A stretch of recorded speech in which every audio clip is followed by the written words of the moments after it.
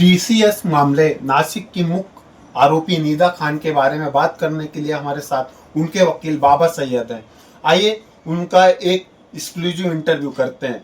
Sir, Nida Khan के ऊपर जो आरोप लगाए जा रहे हैं वो कैसे हैं?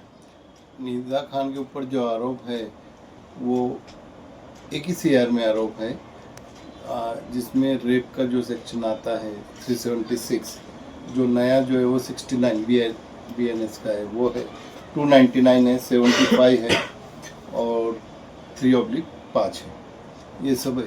मेन जो उसमें सीरियस जो सेक्शन है वो 69 मीन्स रेप केस 376 जो IPC का था वो है। लेकिन एक्चुअली जो एलिगेशन है निदा पे वो सिर्फ धार्मिक भावना दुखाना जो सेक्शन 299 के अंडर में आता है उस प्रकार के। जैसा कि कुछ चर्चाएं चल रही हैं कि निदा अहमद के द्वारा आज मुंबई हाई कोर्ट में जमानत की याचिका दायर की गई और गर्भवती होने का कारण बताया गया। ये सरासर झूठ है। अभी तक ऐसा कोई भी एप्लीकेशन बॉम्बे हाई कोर्ट में दायर किया गया नहीं है और कायदे से अगर सोचा जाए तो डायरेक्ट बॉम्बे हाई कोर्ट में इस तरह की एप्लीकेशन डायरेक्ट फाइल करने की कायदा इजाज़त नहीं देता है।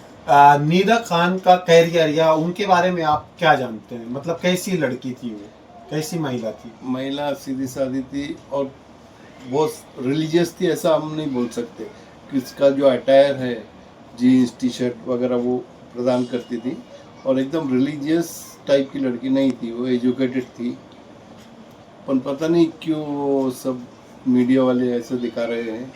जैसा कि निदा खान के ऊपर आरोप लगे कि वो महिलाओं का ब्रेन वॉश करती थी, एक धर्म से दूसरे धर्म में परिवर्तन करने की साजिश रच रही थी और विदेशी कनेक्शन था इसमें। ऐसा ऑन रिकॉर्ड ऐसा कुछ भी डॉक्यूमेंट्री एविडेंस जो बोलते हैं, पुलिस के तपास में जो इंक्वायरी में आया और कोर्ट के सामने जो सबूत पेश किए गए उसमें इस प्रकार का कोई भी एलिगेशन भी नहीं लगा है और इस प्रकार का कोई डॉक्यूमेंट एविडेंस या सबूत या पुलिस की तरफ से सबमिशन आज तक कोर्ट में नहीं किया गया है। जैसा कि नासिक पुलिस कमिश्नर संदीप कर्णिक के द्वारा कहा गया कि इस मामले में विदेशी फंडिंग हो सकती है, जांच की जाएगी। जांच की जाएंगी वो तो है, जांच करने में कोई विवाद नहीं, अगर डाउट है तो जांच करे, पर हमको पूरी गारंटी है कि निदा का ऐसा कोई भी कनेक्शन नहीं है और ये सब जो न्यूज़ चैनल पे चल रहा है वो किस आधार पे चल रहा है वो न्यूज़ चैनल वालों को ही पता है, लेकिन हमको पूरी गारंटी है कि ऐसा कुछ भी कनेक्शन नहीं। जैसे इस मामले को में जो है तो राष्ट्रीय मानव अधिकार आयोग और राष्ट्रीय महिला आयोग की भी एंट्री हो गई है, इसके बारे में आप क्या कहेंगे? सही बोले तो ये थोड़ा पॉलिटिकली मुझे लग रहा है, अभी फैब्रिकेटेड हो गया है काफ़ी। ये जो FIR निदा की FIR छोड़ दी जाए और दूसरी जो 8 FIR जो मुंबई नाका पुलिस स्टेशन में रजिस्टर की गई है उसमें जो ऑफेंसेस रजिस्टर है उसमें जो इम्प्रिजमेंट जो सज़ा बताई गई है वो मैक्सिमम 5 साल है। जी। तो ऑफेंस को जो जिस तरह से इतना सीरियसनेस दिखाया जा रहा है उस तरह का ऑफेंस नहीं है, लेकिन फिर भी पता नहीं क्यों ये ट्रायल मीडिया की जैसी बन गई है केस। जैसा कि कुछ लोगों के द्वारा कहा जा रहा है TCS जो मामला है इसको जो दो समुदायों को बांटने की साजिश रची है, मतलब हिंदू और मुस्लिमों के बीच नफरत पैदा करने की कोशिश की जा रही है।